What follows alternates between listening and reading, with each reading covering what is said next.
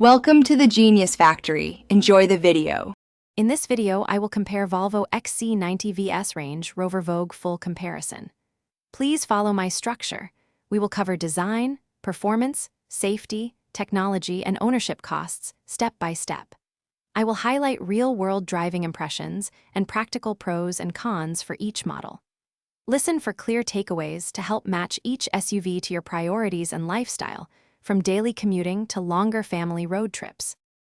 If you are finding this video helpful, please subscribe and like so you see more DIY car guides and parts tips.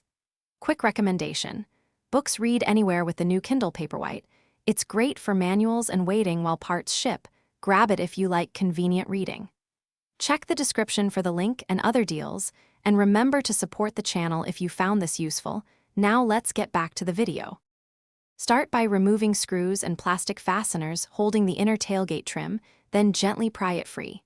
Locate the latch rod clip and carefully disconnect it to avoid bending or breaking the clip. Unbolt the handle assembly with a 10 mm socket and swap in the new part. Reconnect the latch rod, confirm smooth operation, and tighten hardware to specs. Finish by reinstalling the trim and verifying the tailgate opens and locks correctly.